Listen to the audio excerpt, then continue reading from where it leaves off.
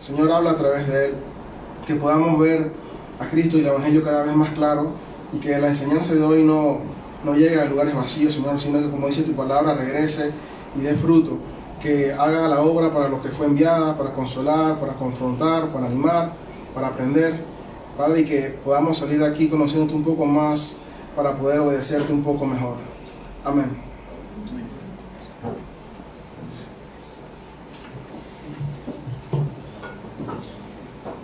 Buen día. Bueno, feliz año, de hecho. Creo que ninguno lo había visto en el 2024. Llegué tarde hoy, perdón por eso, pero bueno, el carro no prendió, entonces eso hace que se le compliquen las cosas, tú sabes. Entonces bueno, ya veré cómo resuelvo.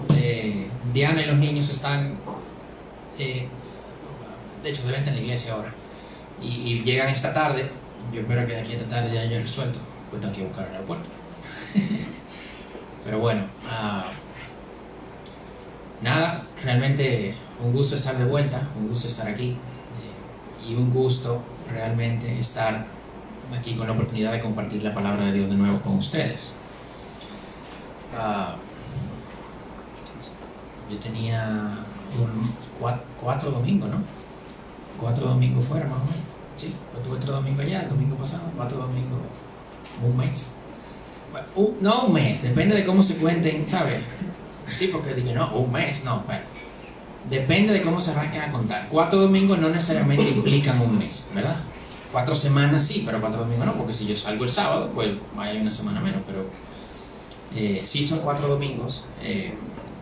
Y bueno, yo creo que ahora, por lo menos este y 2 domingos más, me van a tener aquí predicando, o sea que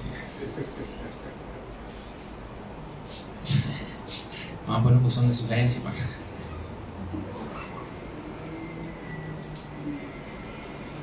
Bueno, vamos a entrar entonces en la prédica del día de hoy. Estamos viendo las cartas a los tesalonicenses. Vimos la primera, estamos viendo la segunda ahora. El domingo pasado, Joel predicó del primer capítulo de la segunda carta a los tesalonicenses. Y ahora vamos a ver una parte del segundo capítulo del texto de segunda de Tesalonicenses, capítulo 2, versículos del 1 al 12.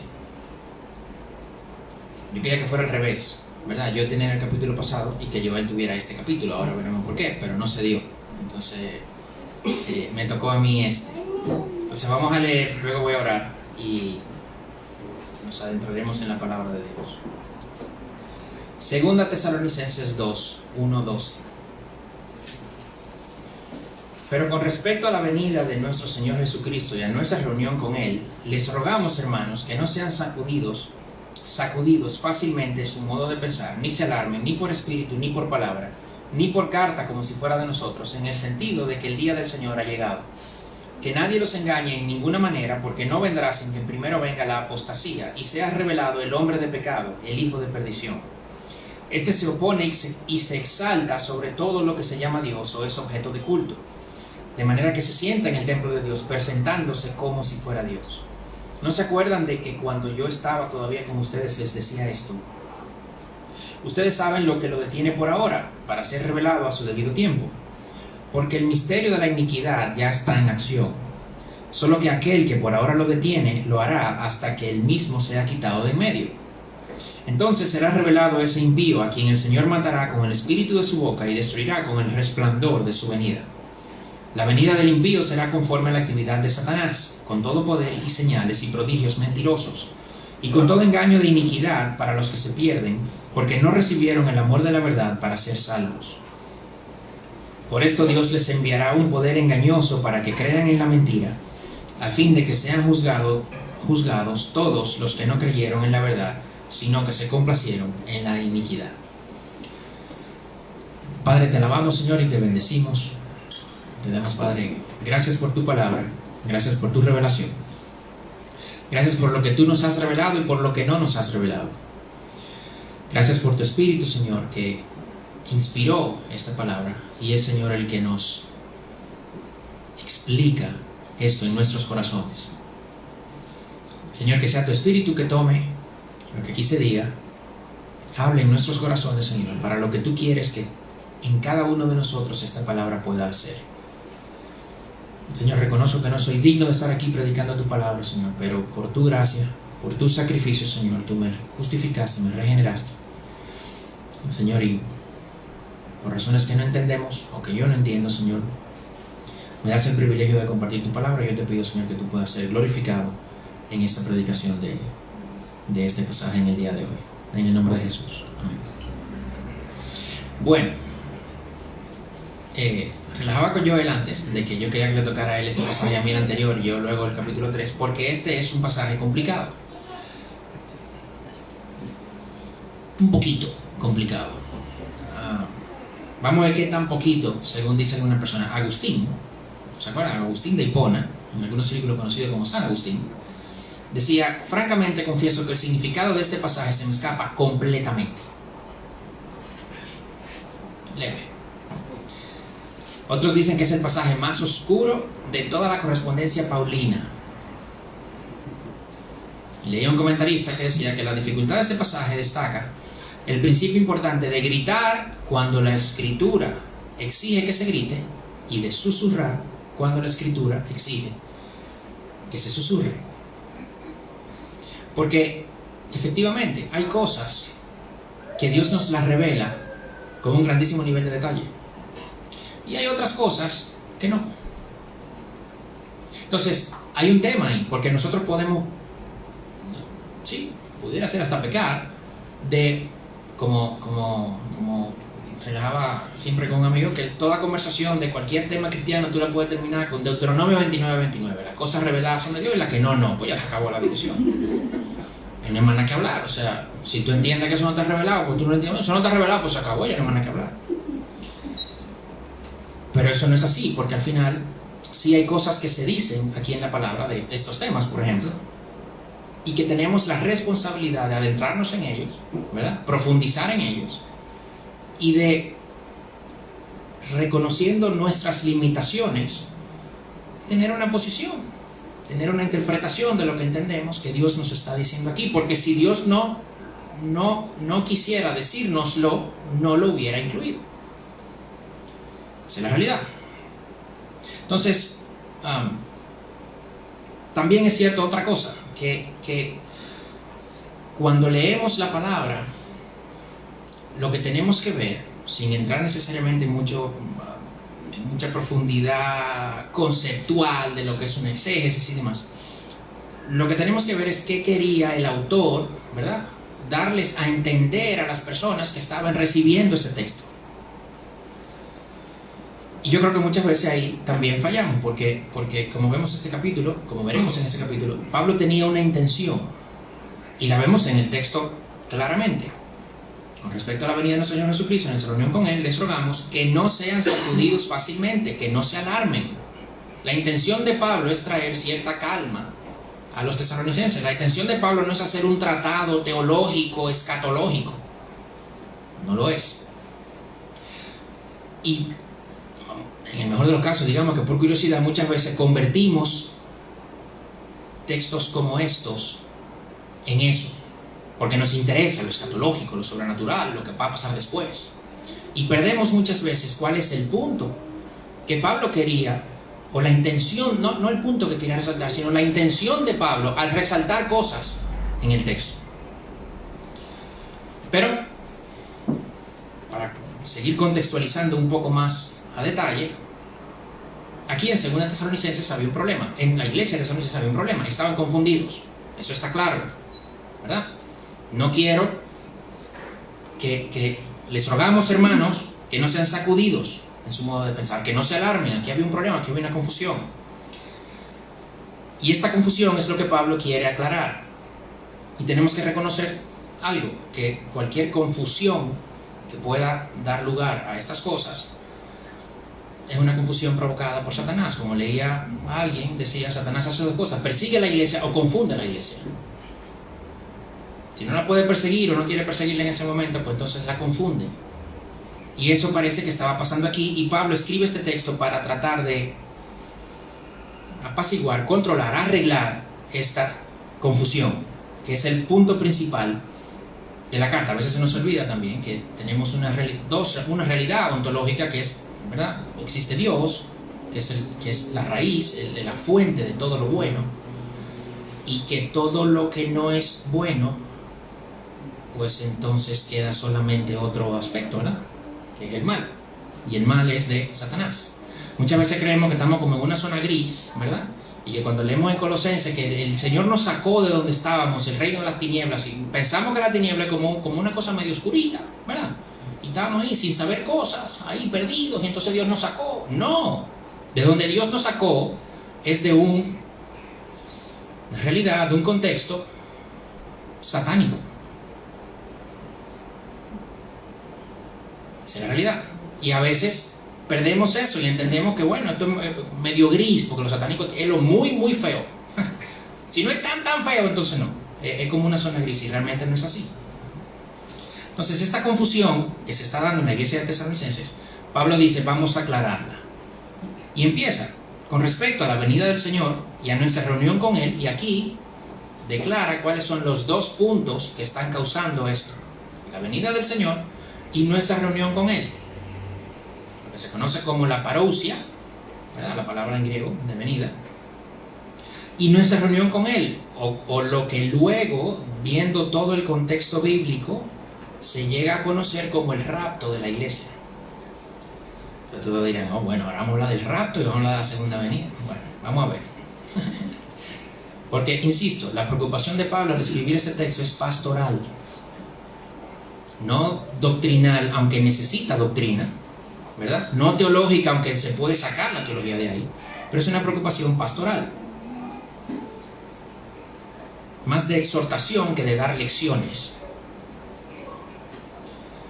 Y esto se ve clarísimo en el pasaje. ¿Por qué? Porque el verbo aquí es, les rogamos, hermanos, les rogamos. El verbo es fuerte, es potente aquí en el original. Les rogamos, les suplicamos, por favor, no se alarmen, no se dejen sacudir por estas ideas. Calma, tranquilícense. Pablo está muy preocupado por la iglesia. Hoy usamos doctrina para ganar debates, ¿verdad? Y las redes sociales eso lo han hecho mucho más frecuente y mucho menos eficiente, ¿verdad? Pero Pablo usa la doctrina para aplicarla a la vida de las personas inmediatamente. No se alarmen, cálmense, procede a explicar. De hecho, procede a explicar lo que ya ustedes sabían. Eso lo veremos más adelante. El versículo 2, que no sean sacudidos, eso es lo que Pablo ruega, esa es la intención de Pablo, que con estos dos temas de la venida del Señor, o lo que se llegó a conocerlo como, dentro de todo el contexto escatológico, la segunda venida del Señor, de la venida del Señor y el rapto de la iglesia, de estos dos temas, les rogamos, les suplicamos, no sean sacudidos, no se alarmen. ¿Qué pasaba aquí? Pasaba que los tesalonicenses estaban asustados. Estaban asustados porque pensaron que esta reunión de la iglesia con Cristo ya había pasado y ellos se habían quedado. Esa era su preocupación válida. No digo que no, pero válida fuera de un contexto doctrinal correcto. Y Pablo empieza a explicar esto. De hecho, ni siquiera tanto explicárselos, porque no sé si lo vieron del texto, pero el versículo 5 le dice, ya yo les había a ustedes explicado esto. De hecho, pudieran darse cuenta de lo siguiente: si Pablo no se los hubiera explicado antes, probablemente nosotros tuviéramos mucho más detalle de esto, porque lo hubiera puesto en la carta. Entonces, como ellos sabían, ahora nosotros no sabemos. Lo dice el versículo 5, yo les hablaba de esto cuando estaba con ustedes, ¿no se acuerdan? Entonces parece que Pablo les habló de esto, se fue. Recuérdense que Pablo tuvo poco tiempo ahí, ¿verdad? Pero al irse, de alguna manera, pues había entrado esta idea incorrecta que los tenía alarmados y sacudidos. No se sabe necesariamente cómo exactamente entró esta idea. El versículo 2 dice: no sean sacudidos en su modo de pensar, ni se alarmen, ni por espíritu, ni por palabra, ni por carta, como si fuera de nosotros. Entonces, muchos pueden decir, bueno, el espíritu puede ser que haya, a lo que Pablo se refiere cuando dice ni por espíritu, es que haya venido una profecía de alguien, ¿verdad? De algún profeta. Había profetas en ese tiempo, y no digo que todavía no lo haya, pero venía una revelación nueva, que es otra cosa. Puede ser por palabra, porque alguien fue a enseñar, ¿verdad? O entre ellos enseñándose, pues empezó a surgir esta duda, por así decirlo. O por carta, como si fuera de nosotros. Puede ser también que alguien haya forged, plagiado, ¿no? ¿Verdad? Escrito una carta a nombre de Pablo sin ser Pablo realmente el que envíe esa carta. Pero al final, independientemente de cuál fuera el método por el cual entró esta confusión, Pablo dice: ya sea espíritu, palabra o por carta, como si fuera de nosotros, no se alarmen, no sean sacudidos, en el sentido de que el día del Señor ha llegado. Ellos pensaban que el día del Señor ya había llegado. Y hay varias cosas del día del Señor, y vamos a hablar un poco de esto, que sí sabemos, ¿verdad?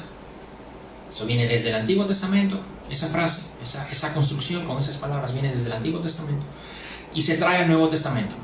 Y hay varias cosas que sí sabemos. Hay muchas que no sabemos, pero hay varias cosas que sí sabemos. Y yo quiero concentrarnos en lo que sí sabemos.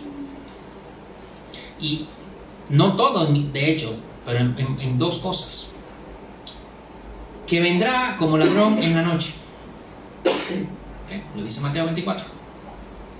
Vendrá como ladrón en la noche. Y eso, que muchas veces lo decimos, realmente no es una buena cosa. Porque ¿quién quiere un ladrón que llegue? Nadie quiere un ladrón que llegue, porque el ladrón llega de sorpresa, ¿sabes? Nadie quiere eso. Entonces, cuando Jesús dice eso, de hecho, es resaltando la idea de que es para juicio de los incrédulos. Pero sabemos que vendrá como ladrón en la noche. O sea, no sabemos cuándo será. No nos vamos a dar cuenta. No podemos predecir con exactitud cuándo será, porque entonces no es como ladrón, ¿verdad? Porque si tú sabes que el ladrón viene, pues tú te preparas. Lo dice, de hecho, Mateo 24 también. Entonces, no sabemos exactamente a ciencia cierta cuándo será. Vendrá como ladrón en la noche y sorprenderá a muchos. Otra cosa que sabemos es que cuando llegue, va a ser obvio. O sea, nosotros no sabemos cuándo va a llegar, pero cuando llegue, todo el mundo va a saber que llegó. Eso sí. En Mateo 24, Lucas 21, Marcos 12, en Apocalipsis 1:7 se menciona que vendrá con una nube, con poder, con gran gloria, como relámpago que sale de oeste a este. Mateo 24:27. La idea aquí es de algo muy obvio. O sea, en aquel tiempo, donde no había electricidad, las luces eran velitas, ¿verdad? Un relámpago era algo que todo el mundo lo iba a ver. Probablemente hoy uno no tiene esa idea, porque si tú vives cerca de un transformador y explota un transformador ahí, pues tú crees que puede ser un relámpago. Pero en ese momento no. Una fuente de luz tan potente como un relámpago, todo el mundo sabe que es un relámpago y todo el mundo se da cuenta. Entonces de ahí la idea de que vendrá como relámpago que sale de oeste a este, todo el mundo lo verá, de oeste a este. Algunos ponen por armar una línea de tiempo que es lo más lo que todo el mundo quisiera tener, ¿verdad? En estos temas escatológicos, es una línea de tiempo definida. Mira, viene en este momento y luego pasa esto, y entonces viene el rapto y luego pasa tal cosa, y entonces el profeta dice, y entonces la bestia hace, y entonces... Sí, eso no lo vamos aquí. Pero sabemos que cuando llegue será obvio. Mateo 24, 27, 28 dice: porque así como el relámpago sale de oriente y resplandece hasta el occidente, así será la venida del Hijo del Hombre. El versículo 28: donde está el cadáver, allí se juntarán los buitres. O sea, cuando llegue, tú lo vas a ver. Va a ser obvio. Pero es imposible saber cuándo va a llegar. Cristo mismo no lo sabía. Sorprendentemente, hay gente que todavía calcula la fecha, ¿no? O sea, porque si Cristo mismo encarnado decía, eso solo lo sabe el Padre, un esfuerzo para calcular la fecha implica que de alguna manera tú vas a lograr tener más información que el Hijo del Hombre encarnado. Pero si quieren seguir calculando, continúen. No hay ningún problema. Entonces, sabemos cuándo no ha llegado. ¿Ok? Pablo, y lo veremos más adelante, le va a decir, oye, no, todavía no ha llegado y ustedes lo saben por esto, esto y esto. Entonces sabemos cuándo no ha llegado. Versículo 3. Vendrá la apostasía y será revelado el hombre de pecado. Entonces, ¿pasó la apostasía para Pablo? Aquí está claro, no. ¿Fue revelado el hombre de iniquidad? No. Es decir, no ha llegado. Esta era la misma intención de Pablo. Que sepamos si ha llegado o no. Su intención no era decir cuándo iba a llegar, ¿verdad? Eso queda claro. No sabemos cuándo sí vendrá. ¿Quién es ese hombre de iniquidad? No lo sabemos. ¿Qué lo detiene? No lo sabemos. Hay ideas, podemos ver algunas, pero no lo sabemos a ciencia cierta. Y debemos estar tranquilos con esto. Dice el versículo 3 que nadie los engañe. Vendrá la apostasía primero. Vamos a hablar un poco de esto, porque hay dos eventos que Pablo pone como en esa línea de tiempo. Porque vamos a decir que no tenemos la línea de tiempo, la tenemos pero por parte, ¿verdad? Y hay pedazos que unos ponen aquí, otros ponen allá, otros ponen allá y tal. Pero entonces aquí hay dos cosas que van a estar en esa línea de tiempo, la apostasía y el rapto.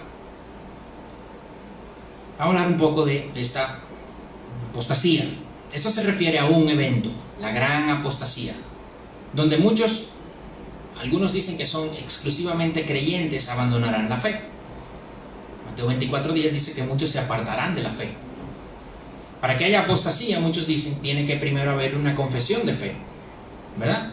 No puede ser un apóstata alguien que no ha necesariamente dado fe de creer esto. Entonces, algunos entienden que esta apostasía o esta gran apostasía es una rebelión, una rebelión de personas, de creyentes o de no creyentes, pero que estaban en la iglesia y que abandonan la iglesia luego. Otros lo ven como una idea un poco más general, que es una gran rebelión de la criatura contra el Creador. Que ahí van a haber cristianos y no cristianos, creyentes y no creyentes, ¿verdad? Pero que se van a rebelar todos contra Dios. Y entienden esta gran apostasía como que no solo incluye, ¿verdad? Y no quiero decir la palabra creyentes, porque si se van es porque no eran de nosotros, ¿verdad? Pero por lo menos personas que se identificaban con la fe. Entonces, existen esas dos posiciones. No necesariamente vamos a definir cuál es la correcta, ¿verdad?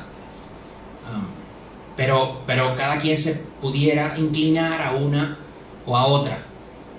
Yo creo que en algún momento pudiéramos tener aquí en la iglesia ciertas discusiones de estos temas, pero por temas de tiempo no puedo profundizar en todos estos puntos. Entonces, primero, la apostasía, eso tiene que venir. Y para Pablo entendía que para ellos era obvio que no había llegado todavía. Y lo segundo es el hombre de pecado, que lo dice el versículo 3, que en inglés se traduce como the man of lawlessness, ¿verdad? El que no tiene ley, el hombre sin ley. Y esto hace alusión a alguien, a una persona que no se somete a ninguna ley, que no está debajo de nada ni de nadie, que hace lo que le plazca.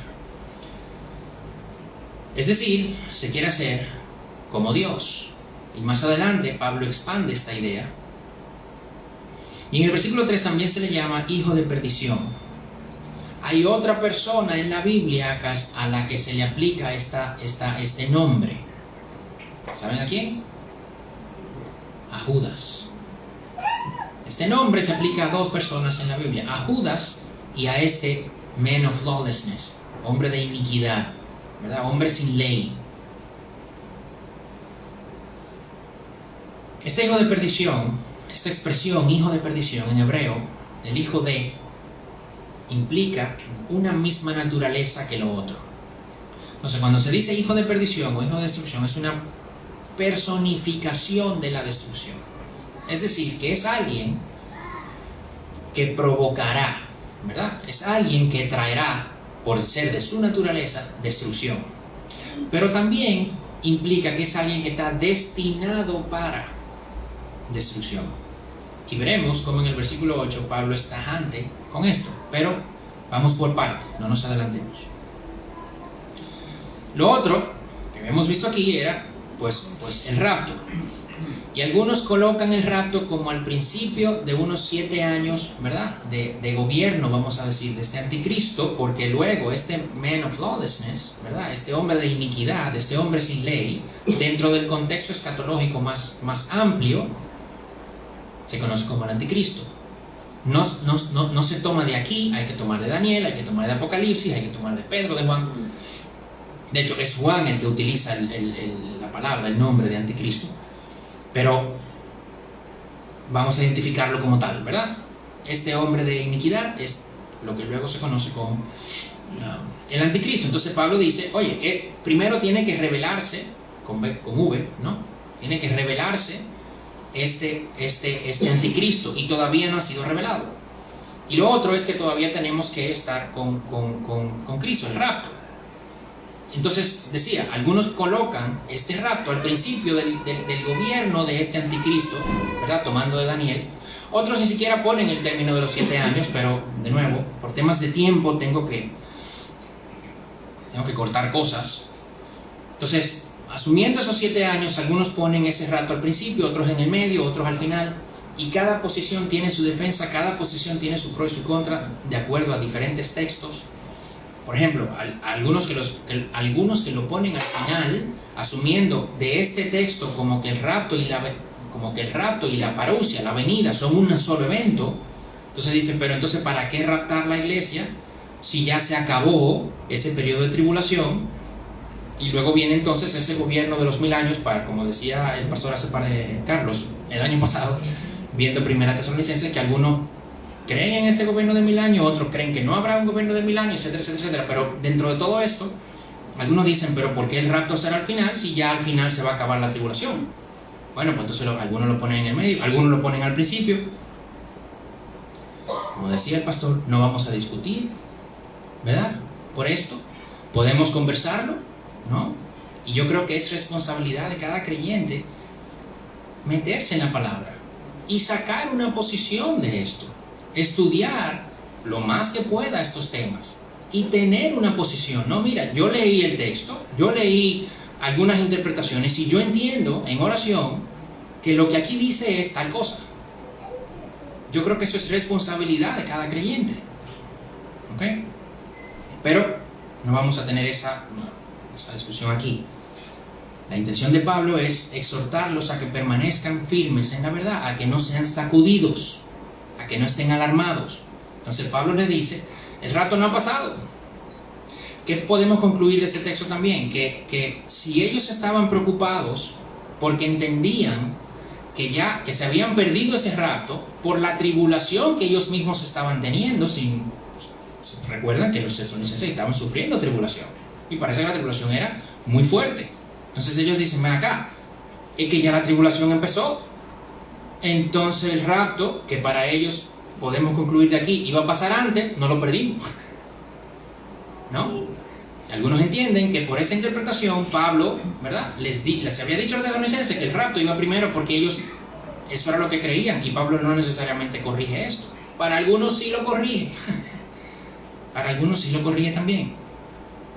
Pero de nuevo, la intención de Pablo aquí no es profundizar o detallar o meterse más profundo, ¿verdad?, valga la redundancia, en estas ideas, sino exhortarlos a que, oye, ya yo se lo dije eso, recuerden eso, no se alarmen, no permita que vengan otras cosas, otras ideas, otras personas a confundirlos. Tiene que pasar la revelación de este hombre de iniquidad. Y luego, el versículo 4 empieza una porción donde explica muchas cosas, o varias cosas, de este hombre de iniquidad. Dice, este se opone, versículo 4, y se exalta sobre todo lo que se llama Dios o es objeto de culto, de manera que se sienta en el templo de Dios, presentándose como si fuera Dios. Para muchos esto debió traer a la mente de los lectores el momento en que Antíoco Epífanes, en el año 167 a.C., ¿verdad?, entra en el templo y ofrece un sacrificio que no era permitido por la ley. Entonces, eso, algunos entienden que Pablo está haciendo alusión, ¿verdad?, a esto. Es un lenguaje similar al que usa Daniel 11 para referirse a esa persona que va a hacer esa abominación, que luego se conoce como la abominación desoladora, y que luego es identificado dentro de todo el contexto escatológico como el anticristo. Entonces, Antíoco no es este hombre, bueno, no fue, aunque algunos entienden que lo fue, pero Antíoco no es este hombre, el hombre sin ley, el anticristo, porque será revelado en el futuro, dice Pablo, ¿verdad? Pablo dice, no, él será revelado en el futuro, todavía hay algo aguantándolo, y ahora vemos que es eso. Es otro de los pasajes aquí, de los versos más oscuros de aquí. Pero la principal característica de este ser es que se revela contra Dios. Es el mayor blasfemo que ha existido. Se exalta, se sienta en el templo de Dios, presentándose como si fuera Dios mismo. Este hombre se hará llamar Dios. Dice, bueno, pero eso es difícil de creer, que una persona hoy, 2024 ya, venga y diga yo soy Dios, y la gente, sí, seguro. Eso es muy difícil. A ver, antes, y cuando digo antes es miles de años antes, vamos a empezar por miles de años antes. Todos los gobernantes se hacían llamar Dios. Desde los babilonios, los asirios, persas, griegos, romanos, todos se hacían llamar Dios. Lo vemos en el Antiguo Testamento, lo vemos en el libro de Daniel, Ezequiel y tal. En los libros de historia lo vemos. Egipto, todos. Dicen, no, pero eso son miles de años. A ver, hasta la Segunda Guerra Mundial, para los japoneses el emperador era divino. Eso hace 70 años. Sí, 70 y pico. O sea que no hace miles de años. Hasta hace 70, 80 años teníamos una nación que entendía al emperador como algo divino.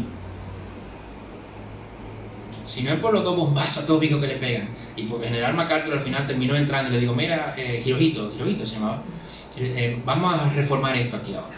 Entonces evidentemente había que ya abandonar la divinidad del emperador, pero señores, hasta hace 80 años había gente pensando que el emperador de Japón era divino. Entonces eso no es de hace miles de años.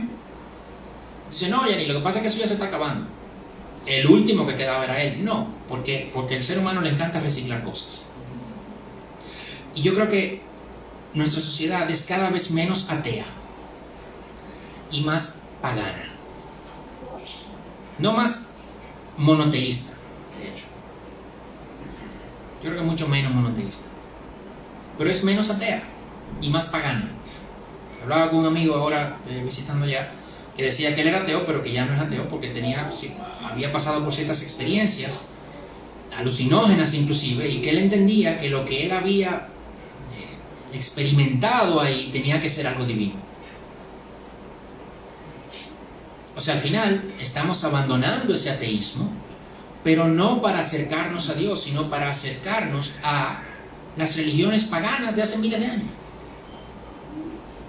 Entonces, cuando tú entiendes eso, tú dices, sí, puede ser que se esté preparando ya una sociedad para que en unos años les sea mucho más fácil aceptar, sí, mira este que hace señales y hace prodigios, como lo vamos a ver más adelante, sí, ese es Dios, y que lo acepte. De repente en el 1900 y pico eso hubiese sido impensable, pero ya hoy, cada vez más, vamos hacia allá. Entonces, no será tan complicado que surja una figura que se atribuya a esa divinidad y que haya gente que le crea. Luego el versículo 5, dice Pablo, como mencionaba ahorita, ¿no se acuerdan ustedes que ya yo les decía esto cuando estaba con ustedes? Ya yo se lo había dicho. Ustedes saben, versículo 6, lo que ahora lo detiene. ¿A quién? A este ser, a este hombre de iniquidad. Todavía no está suelto. Algo lo está deteniendo. Y este algo o alguien que lo detiene es una de las cosas más difíciles de interpretar y más oscuras, por decirlo oscura, de misteriosa, de todo el contenido, de toda la correspondencia paulina. Entonces, ¿qué es esto que lo detienen? Que ellos sí lo sabían. O sea, los tesalonicenses sí lo sabían, porque el Pablo dice aquí, yo les hablaba de eso, y ustedes saben lo que lo detiene por ahora. Si ellos no hubieran sabido, como decía al principio, nosotros ahora de repente sí lo sabemos, pero bueno, Pablo no lo puso aquí. Entonces no lo sabemos. Pero Pablo no escribió solo, Pablo escribió por inspiración del Espíritu Santo. Lo que significa que el Espíritu Santo sabía que nosotros no íbamos a saber eso. Lo que significa que es bueno para nosotros no saberlo. ¿Sí o no? Bueno, pues no hablamos de eso entonces. No, vamos a ver. ¿Qué es esto que lo detiene? La realidad es que no podemos decir, ¿verdad? Tajantemente, mira, lo que lo detiene es tal cosa. De nuevo, hay interpretaciones de esto que tienen su razón de ser, tienen su origen, tienen su exégesis de ciertos pasajes de la palabra y de ciertas ideas de la palabra que tienen sentido. Entonces, ¿verdad? Cada quien, como decía, tiene que ver, entrar aquí, orar y ver la posición que entiende luego de ese esfuerzo, que no sea algo que, no, mira, yo vi un video en YouTube de alguien que dijo que lo que lo detiene es el Arcángel Miguel. Bueno, pues ya, de ahora para adelante el Arcángel Miguel porque lo dijo fulano de tal. No. Porque, ¿qué pasa? Luego hay otro fulano de tal que es igual de respetable que ese. Bueno, vamos a cambiar el. Luego hay otro sutano de tal que es igual de respetado que ese fulano y tiene otra posición. Y yo sé, ¿ahora qué hago? ¿Verdad? Bueno, es que tú tienes el Espíritu Santo también. Entonces, tú entras en la palabra y ve, ¿y por qué él cree eso? Déjame ver. ¿Qué dice el pasaje de que él se está apoyando? Tal cosa. Y el otro, tal cosa. Y entonces, tú tienes una idea de eso. Hay varias opciones. Algunos dicen que es la presencia de la iglesia en el mundo que detiene, ¿verdad?, a este anticristo. Claro, la iglesia tiene el Espíritu Santo, la iglesia está ahí, y la presencia de la iglesia en el mundo es tan potente, pues que detiene eso. Eso puede ser. Hay otros que dicen que no es la iglesia, porque al final, si fuera la iglesia es un tema de hombres, ¿no? O la predicación del evangelio, pero ¿quién predica? Los hombres. Entonces no pueden ser los hombres que detienen a ese ser tan poderoso. Entonces dicen que entonces, bueno, el Arcángel Miguel, haciendo alusión a un pasaje en el Antiguo Testamento que decía que el Arcángel Miguel estaba batallando en Judas 9, que estaba batallando con Satanás. Pero alguien dice, basándose en ese pasaje de Judas 9, que dice, sí, pero en el pasaje de Judas 9, cuando el Arcángel Miguel está batallando con Satanás, no sigue la batalla con él, sino que se va y le dice, el Señor te reprenda, y le deja el pleito de alguna manera al Señor. Entonces dice, bueno, si en aquel momento el Arcángel Miguel se va, pues entonces no puede ser el Arcángel Miguel que esté aquí. Pero hay otros basándose en otro pasaje del Antiguo Testamento, en este caso, creo que Daniel, donde dice que sí, que el Arcángel Miguel puede ser el que esté reteniendo a este anticristo. Y otros dicen, olvídate del mundo, ni el Arcángel Miguel, ni la iglesia, ni la predicación, es Dios mismo a través del Espíritu Santo. El Espíritu Santo dentro de la iglesia, ¿verdad? Si nosotros que somos la iglesia tenemos el Espíritu Santo dentro, pues el Espíritu Santo está aquí, está actuando. Entonces, mientras el Espíritu Santo esté aquí, ¿verdad?, pues entonces no puede estar este anticristo suelto. Entonces otros dirán, bueno, pero ¿qué pasa si, ¿verdad?, ese rato se da al principio de los 7 años, o en el medio, ¿verdad?, pero durante esos 7 años habrán personas que se conviertan y que crean. Entonces esas personas que se conviertan y que crean no tendrán el Espíritu Santo, porque entonces se complica de nuevo la cosa, ¿verdad? Al final, la idea de Pablo, ahora lo veremos, es lo siguiente. Hoy no lo sabemos. Los tesalonicenses lo sabían. Nosotros hoy no sabemos qué es lo que detiene, lo que retiene, lo que lo aguanta al anticristo. Eso es lo primero. Ahora, si vemos en el versículo 3 que el anticristo será revelado, y en el versículo 6 que el anticristo será revelado a su debido tiempo. Será revelado aquí 2 veces, ¿verdad? Es en la voz pasiva. Es decir, la acción que otra persona hace cae sobre ese sujeto. O sea, no es el mismo anticristo que se revela con V, él. No. Es otra persona, otro sujeto, que entonces lo revela. Y eso es importante, ¿por qué? Porque cuando tú lees eso, entonces tú dices, espérate, es que Dios está en control inclusive de esto. Él no va a ser revelado cuando Él quiera. No. Entonces, Tesalonicenses, tranquilo, que Él todavía no ha sido revelado. Independientemente de quién sea el que ejecuta la acción de retención, ya sea la iglesia, el Espíritu Santo, lo que sea, el arcángel Miguel, cuando este individuo sea revelado, no va a ser por él. Tranquilos, Dios está en control. Ambas veces en voz pasiva. Aquí está Pablo de nuevo en un tono pastoral, cuidando la iglesia, no entrando en estas discusiones. Pero sí dice el versículo 7 que este misterio de la iniquidad ya está en acción. Ok, entonces no está revelado, pero este misterio de la iniquidad ya está en acción. Y digo, okay, ¿qué es entonces el misterio de la iniquidad? Eso es otra cosa que es muy oscura, que no necesariamente podemos decir a ciencia cierta qué es. Ahora, lo que sí podemos ver es que es evidente que ya está en acción. No solo porque lo dice Pablo, es que nada más hay que ir afuera y ver. No, bueno, inclusive en la casa de nosotros lo podemos ver. Y esto trae algo, que la destrucción y la maldad, la iniquidad será tal en ese momento. Porque miren cómo es el mundo hoy y todavía este ser no ha sido revelado. Todavía hay algo aguantándolo. Entonces, esa destrucción, esa iniquidad, esa maldad será tal, como dice Mateo 24, que si no la frena Dios mismo, aún los creyentes se van. Imagínense eso. Pero de nuevo, Pablo dice que ya eso está ocurriendo. Y vemos que le dice a Timoteo, en 1 Timoteo 4, 1, 2, el Espíritu dice claramente que en los últimos tiempos algunos se apartarán de la fe, prestando atención a espíritus engañadores y a doctrinas de demonios, mediante la hipocresía de mentirosos que tienen cauterizada la conciencia. ¿Podemos decir que eso está pasando hoy? Yo creo que sí. No. De nuevo le dice a Timoteo en 2 Timoteo 3, 1, 5.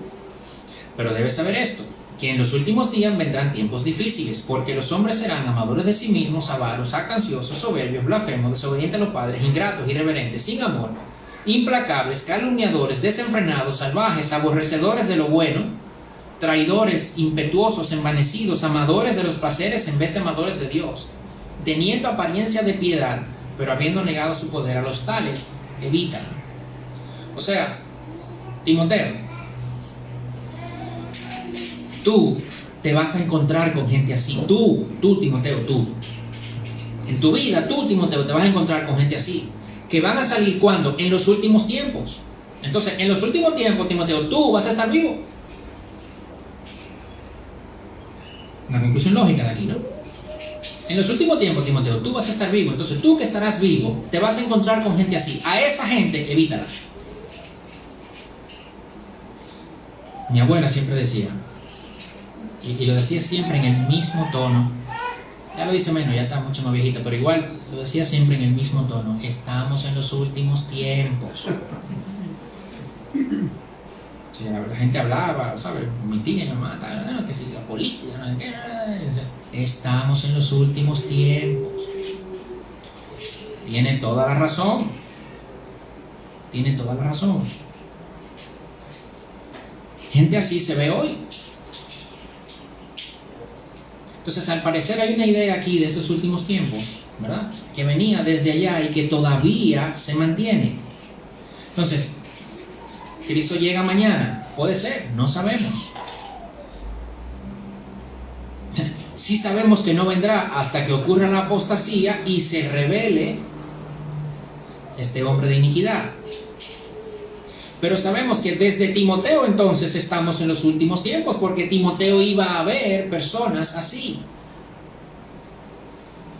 Entonces, estamos en los últimos tiempos, pero está claro que no se han consumado todos los eventos que van a ocurrir en esos últimos tiempos todavía. Eso está claro. Hay cosas que todavía no han sucedido, que van a pasar en el futuro. Entonces, estos últimos tiempos es un lapso amplio. Tiene por lo menos 2000 y pico de años. Entonces, hay que aceptar que no tenemos la capacidad para saber con seguridad quién es el anticristo, qué lo detiene, cuándo será soltado. Y hay que tener la humildad para reconocerlo. Y en cuanto a esto, ¿verdad? ¿Qué es lo que detiene al anticristo y cuándo será revelado? Hay un escritor, Gerard Voss, que dice que esta es una de las tantas profecías que la mejor exégesis de ellas la hará su mismo cumplimiento escatológico. O sea, la mejor interpretación de estas profecías la hará cuando se cumplan. Porque no tenemos la capacidad de verlo antes. Conocemos en parte, no sabemos todo, pero dentro de ese no saber todo, sí confiamos en que eso que sí fue revelado para nosotros fue para confortarnos, para exhortarnos, para animarnos, para prepararnos. Entonces, ¿cómo así para exhortarnos y confortarnos? Bueno, vamos a ver los versículos siguientes. Versículo 8 dice: entonces será revelado ese impío, a quien el Señor matará con el espíritu de su boca y destruirá con el resplandor de su venida. Entonces, bueno, correcto. Los tiempos ya están malos, luego serán peores, pero lo primero, o sea, ok, este es el anticristo que va a hacer tal cosa, ¿no? Y se enseñoreará como Dios y dirá ser Dios. Está siendo retenido, pero será revelado. Entonces será revelado ese impío inmediatamente después, a quien el Señor matará con el espíritu de su boca y destruirá con el resplandor de su venida. Pablo no le da ni un segundo de protagonismo a este individuo. Un versículo. Y de hecho, todo esto es una sola idea. O sea que en lo que él termina esa idea, inmediatamente terminó esa idea, inmediatamente terminó, oye, pero tranquilo, que Jesucristo lo va a matar. O sea, no nos compliquemos, dice Pablo, no se alarmen. No, pero entonces, pero de tanto poder, no. Entonces será revelado a quien el Señor matará con el espíritu de su boca y destruirá con el resplandor de su venida. Vamos a dejar eso claro desde el principio, dice Pablo. No le da protagonismo, nada. El énfasis aquí es Cristo. Claro, sí, está aquí el impío, este hombre de iniquidad, que será quien será, pero Cristo lo va a vencer con su aliento. Eso es una referencia a Isaías 11. Con el resplandor de su venida, con majestuosidad, con poder, con grandeza. Muy fácil para él destruirlo. No es una batalla, peleando, no, con su aliento. Tanto poder tiene que este que se va a hacer grande como Dios y tal, con su aliento lo destruirá, con el resplandor de su venida. Entonces será revelado ese impío, a quien el Señor va a matar, pero será revelado el impío. Será el blasfemo mayor, el ególatra más grande, someterá a todos, ¿verdad?, para ser él el objeto de culto, pero Cristo lo va a destruir. Está retenido ahora y será soltado a su debido tiempo. Cristo vendrá y le destruirá. Nada sale del control de Dios. Versículo 9: pero esta venida del impío será conforme a la actividad de Satanás, con todo poder y señales y prodigios mentirosos. Entonces, de hecho, la palabra venida para el impío aquí es la misma parousia que para la venida del Señor. Es la misma palabra. Es decir, Pablo está tratando, aunque parousia es una palabra que fuera del contexto bíblico, digamos, se utilizaba en ese sentido, dentro del contexto cristiano para este momento ya la parousia, ¿verdad?, la venida del Señor. De hecho, fíjense que no se dice aquí en la palabra la segunda venida. Aquí no está hablando de la segunda venida. Ya Cristo vino, Pablo lo sabe, ¿verdad? Pero no está hablando de la segunda. Pero esta segunda, que nosotros ahora le llamamos como la segunda, cuando se habla aquí de parousia, ellos tenían claro, era tan potente este concepto de que Jesús va a volver, que para ellos la venida era esa segunda. ¿Se entiende? No era necesario poner ese calificativo de la segunda venida. Cuando se hablaba de la venida, nadie iba a pensar que era la primera que ya pasó. Utilizando la misma palabra entonces, Pablo dice, la venida del impío, la parousia, será conforme a la actividad de Satanás. Diciendo, no, es que él va a tener su momento. Lo tendrá. Claro que sí. Pero ya él dijo, Cristo lo va a destruir. Pero bueno, esa venida será conforme a la actividad de Satanás. Con todo poder, señales y prodigios, versículo 10, y con todo engaño de iniquidad para los que se pierden. Si la de Cristo es con poder, grandeza, resplandor, la del anticristo es con engaño, con poder, con milagros, con señales, con prodigios. Y no, cuando dice aquí engañosos o mentirosos, no es que serán falsos milagros y que te va a engañar como un mago, ¿verdad? Que traspasa la espada, pero bueno, la espada era de plástico y daba la vuelta y tal. No. Son realmente prodigios, son realmente milagros, son realmente manifestaciones poderosas, sobrenaturales.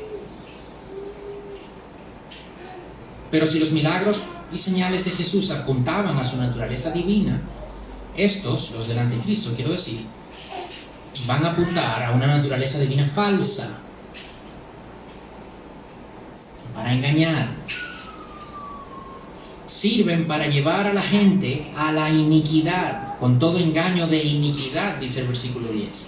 Y esa construcción ahí se puede interpretar como que es un engaño para entender, para darte a entender a ti y llevarte a creer y llevarte a cometer iniquidad.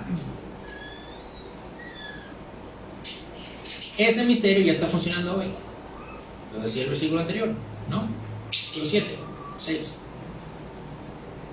Entonces hoy, sin esos tantos milagros y prodigios y tal, se convence a la gente para participar de cosas de iniquidad. Imagínense cómo será cuando aquellos que quieren llevar a la gente a cometer esa iniquidad empiecen a hacer señales y prodigios y milagros. Imagínense eso. Te pudiéramos decir, oye, pero entonces, pues cualquiera pudiera ser engañado. No. De nuevo, Pablo no deja un cabo suelto aquí. Pablo no deja un cabo suelto. No se alarmen. Estos que se pierden, no se pierden porque creyeron en estas señales. El orden importa. ¿Ok? Como alguien que dice, no, es que un ladrón, y dice, bueno, él es ladrón porque roba. No. Él roba porque es ladrón. Entonces aquí, esta gente no se pierden porque creen estas señales. Ellos creen estas señales porque están perdidos. Que no es lo mismo. Ellos se pierden, versículo 10, porque no recibieron el amor de la verdad para ser salvos. Esa es la razón. Cristo mismo lo predijo. Mateo 24, se levantarán falsos cristos y falsos profetas y mostrarán grandes señales y prodigios para así engañar, de ser posible, aún a los escogidos. Para engañar a todos. Tanto que si fuera posible, aún a los escogidos engañarían. Pero como no es posible engañar a los escogidos, tranquilos, que nosotros no vamos a ser engañados con eso. Porque solamente ellos se pierden porque no recibieron el amor de la verdad para ser salvos. A los escogidos no es posible engañarlos en este contexto. ¿Por qué? Porque fuimos salvos.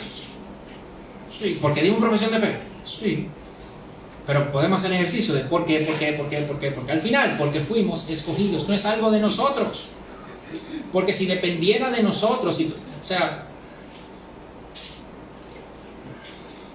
doctrina de la elección, que surge muchísimas veces en la palabra, de una manera tan clara como en esta, una de las cosas que yo no entiendo de muchas personas a las que no les gusta es como que le quita libertad. Dice, pues yo ¿para qué la quiero? Si a mí si me dan el chance siempre la voy a dañar. Yo no la quiero. O sea, lo mejor del Evangelio es que no tiene nada dependiente de mí. Lo mejor del Evangelio es que fue Dios que me escogió a mí, aunque yo no quiera. Si Dios me escogió, aunque yo paro y diga que yo no vuelvo por ahí, Dios va a decir, ajá, tú estás escogido aquí, yo te traigo. ¿Sabes? Como le dicen al adolescente, por la buena o por ballena. Como con eso. Por la buena o por ballena, pero yo te traigo. Es Dios que garantiza nuestra permanencia en la fe. Ahora, al mismo tiempo, nosotros tenemos que mantenernos nosotros firmes y arraigados en la palabra para no desviarnos. Dice, bueno, pues tú te estás contradiciendo entonces. Decía Spurgeon, Charles Spurgeon, ¿verdad? Un predicador del siglo XIX, creo. 19, ¿no? 20. Bueno, Charles Spurgeon decía que estas dos verdades, ¿verdad? Que yo permanezco y que es Dios que elige, se ven como contradictorias, pero no son contradictorias. Entonces, algunos dicen, no, son paralelas. Dice, bueno, pero si son paralelas nunca se juntan, ¿verdad? Esa es la definición. Entonces, Spurgeon dice, no, es que no son paralelas. Nosotros las vemos como líneas paralelas. Pero si tú lo sigues, la dos líneas, lejos, nosotros la estamos viendo como paralela, pero si tú la sigues y la terminas, se juntan en el trono de Dios. Pero no se contradicen nunca. Entonces, versículo 11, por esto, y sigue Pablo, ampliando esto de este engaño, ¿verdad? Por esto Dios les enviará un poder engañoso para que crean en la mentira. A fin, versículo 12, que sean juzgados todos los que no creyeron en la verdad, sino que se complacieron en la iniquidad. Dios les enviará un poder engañoso. Eso es fuerte. Pero Dios le envía Dios les envía un poder engañoso. O sea, Dios es que hace que sean engañados. ¿Se recuerdan de Faraón? En 10 plagas. Faraón endurece su corazón. En la tercera, Faraón endurece su corazón y luego Dios endurece el corazón de Faraón. Y luego Dios endurece el corazón de Faraón. Y luego Dios endurece el corazón de Faraón. Faraón endurece su corazón y Dios dice, ok, pues tú lo vas a endurecer de verdad. Cuando Dios ejecuta juicio, no es bonito. Es santo. ¿Ok? Es santo, es correcto. It's righteous. ¿Verdad? Es justo. Pero no es bonito. De este lado de la gloria, evidentemente. Dios les envía este poder engañoso para que crean en la mentira, a fin de que sean juzgados todos los que no creyeron en la verdad, sino que se complacieron con la iniquidad. Estos no recibieron el amor de la verdad. Dios les envía juicio en forma de poder engañoso para que se vayan tras la mentira y crean esa mentira como verdad. Y para ir cerrando, el capítulo 1, versículos 8 y 9 de 2 Tesalonicenses, que lo vieron el domingo pasado, pero ese versículo 8 y 9 habla de ese juicio que Dios va a traer sobre aquellos que en el contexto que Pablo pone ese pasaje son aquellos que están persiguiendo a los tesalonicenses. Y el domingo que viene vamos a ver en mucho más detalle cómo Dios conforta con estas verdades. De hecho, para muchos este corte en el versículo 12 no necesariamente es lo más correcto, sino que hay que ver el pasaje completo hasta el 17, pero no quería mezclarlo todo porque había cosas aquí que quería mencionar, había cosas en el otro que quiero destacar. Entonces, al final no me iba a dar tiempo. Entonces hice ese corte aquí, pero digamos que el domingo que viene es como una parte 2, ¿verdad? De este mismo mensaje. Pero ese capítulo 1, versículos 8 y 9 dice: Jesús vendrá dando castigo a los que no conocen a Dios y a los que no obedecen el Evangelio de nuestro Señor Jesús. Estos sufrirán el castigo de eterna destrucción, excluidos de la presencia del Señor y de la gloria de su poder. Eso no es una escena grata a los ojos. Pero ¿quiénes son aquellos que van a recibir este juicio y castigo? Los que se complacieron en la iniquidad. Dice el versículo 12 ahora, de 2 Tesalonicenses, capítulo 2. Los que no querían la ley, les gustaba la maldad, lo mal hecho, la mentira, el engaño, la justicia, esos se complacieron con la iniquidad, the wickedness. Los elegidos no somos así.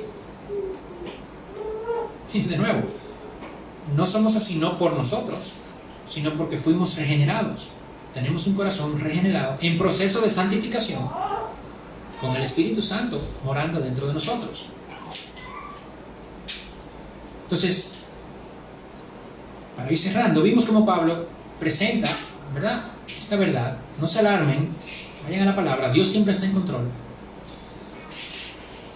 Sin embargo, podemos de aquí sacar que si bien Pablo quiere que los creyentes estén calmados, y veremos eso el domingo próximo, no alarmados, no sacudidos,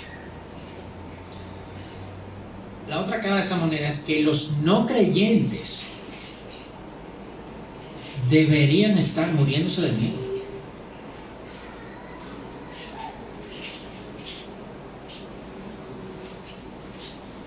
En capítulo 1, en capítulo 4 de 1 Tesalonicenses, para los no creyentes hay juicio, vendrán engañadores, Dios enviará ese espíritu para que crean esa mentira. Esto debería sí realmente dar miedo. Si nosotros hoy, los creyentes, no nos complacemos en la iniquidad, es porque fuimos regenerados. Ahora, si yo no he nacido de nuevo, yo sí debería estar asustado. Si yo no he nacido de nuevo, yo sí soy susceptible, ¿verdad?, de creer todas esas cosas. Y cuando yo empiezo a creer esas cosas, según dice aquí, yo voy a terminar no solo en la destrucción de la iniquidad, sino siendo parte de eso mismo, mientras estamos aquí.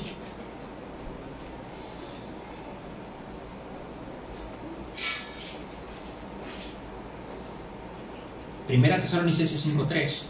La destrucción vendrá sobre ellos repentinamente, como dolores de parto a una mujer que está encinta, y no escaparán.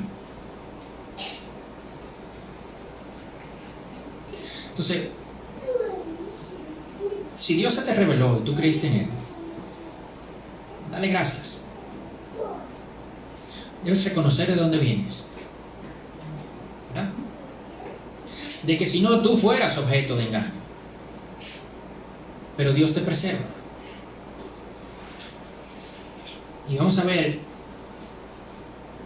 de hecho, nos devolveremos un poco en algunos versículos anteriores, y luego terminaremos en el versículo 17 el domingo próximo, cómo Dios, entonces, nos debemos usar esta palabra, cómo Dios nos conforta, ¿verdad? Nos da tranquilidad, cómo descansamos en esto. No solo no solo del lado de nosotros no ser parte de ese juicio, sino como en ese juicio se hace justicia.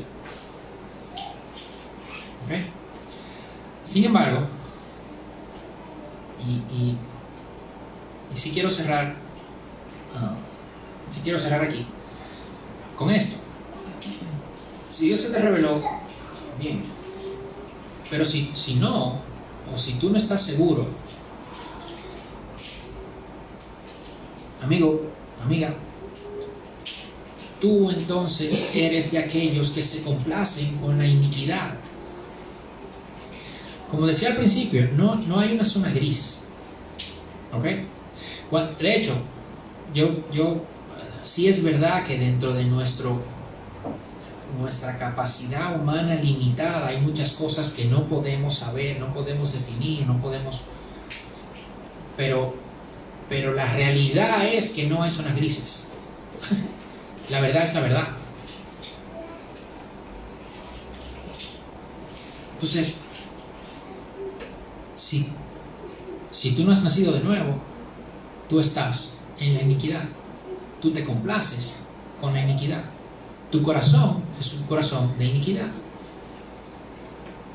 Tu corazón es parte de ese misterio de iniquidad que ya está funcionando. Tu ser, tu persona, ¿no? Y si tú no haces algo, amigo, amiga, ese juicio es para ti. Y eso es algo muy serio.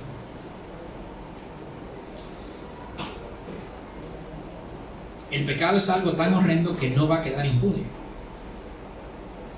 El pecado se va a pagar. O en la cruz ya se pagó, o en el juicio. Pero se va a pagar.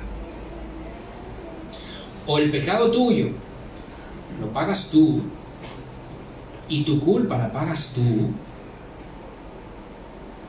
no cuando y como tú quieras, sino como aquí dice. O tú se lo das a Jesús y Él lo pagó en la cruz por ti. No hay más opción. Si nosotros los creyentes podemos estar tranquilos aquí, los no creyentes no pueden estar tranquilos.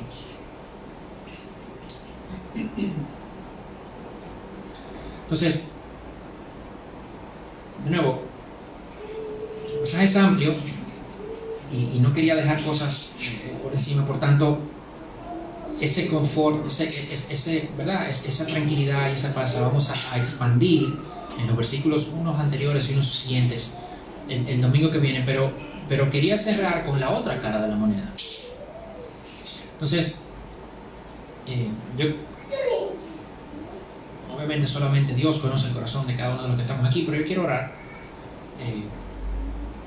Yo quiero orar de esto. Por si acaso aquí habrá alguno que no esté claro, por si acaso aquí hay una persona que dice, oye, realmente yo no te puedo decir que yo he nacido de nuevo. Yo no te puedo decir que yo realmente me sienta claro con mi posición escatológica. Entonces, yo voy a orar y luego cantamos la última canción. ¿Okay? Padre, te alabamos, Señor, y te bendecimos. Te damos muchas gracias, Señor, por tu palabra. Por tu palabra, Señor, que tan profunda, Señor, que tú nos dejaste para conocerte, para conocer de la verdad.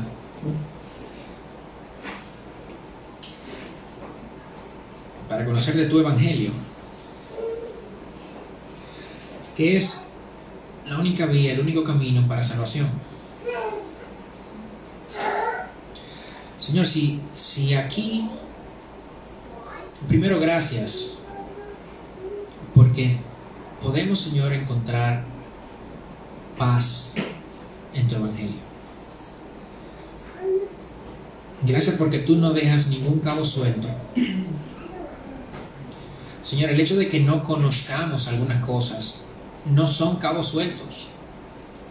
El hecho de que no conozcamos algunas cosas, esa cierta, habla de nuestras limitaciones y habla de tu voluntad y de tu soberanía. Ayúdanos, Señor, a poder pararnos en una posición en la que podamos, Señor, llevar al máximo nuestra capacidad y nuestras limitaciones y al mismo tiempo reconocer tu soberanía. En humildad, Señor, que en efecto lo que tú quieres que nosotros sepamos lo revelaste, y algunas cosas no están reveladas a tanto detalle, y debemos ser humildes en reconocer eso así.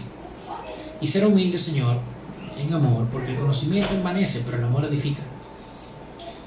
Entre nosotros, para estos temas, poder sobrellevar las diferencias que podamos tener. Padre, pero para aquellos que no hemos entregado nuestra vida a ti.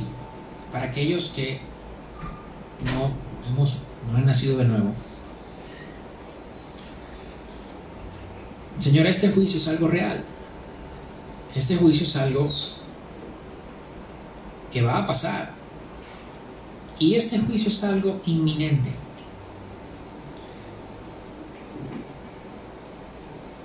Como veremos el domingo que viene, es algo para lo que debemos estar listos siempre, en cada momento, porque tú vas a llegar cuando menos lo esperemos. Padre, yo te pido que tú puedas hablar, si ya lo has venido haciendo, como ya lo has venido haciendo, al corazón de personas que aquí todavía no estén claras, personas que todavía no estén seguras, personas que todavía incluso saben que no han entregado su vida a ti. Y si tú eres una de esas personas, ora en tu corazón y dile, Señor, que tú reconoces tu pecado, que tú reconoces tu culpabilidad, y que tú reconoces que solamente su sacrificio es lo que te puede salvar de esa condenación eterna. Nada que tú puedas hacer, nada que nosotros podamos hacer, sino solamente todo lo que tú hiciste en la cruz. Señores, que podamos decir como el ladrón en la cruz, acuérdate de mí. Si tú quieres, acuérdate de mí. Padre, porque si tú pones ese sentir en un corazón, si un corazón dice eso, es porque tú pusiste ese sentir en ese corazón, y tú esa oración no la vas a ignorar. Glorifícate, Señor, en la vida de cada uno de nosotros. En el nombre de Jesús. Amén.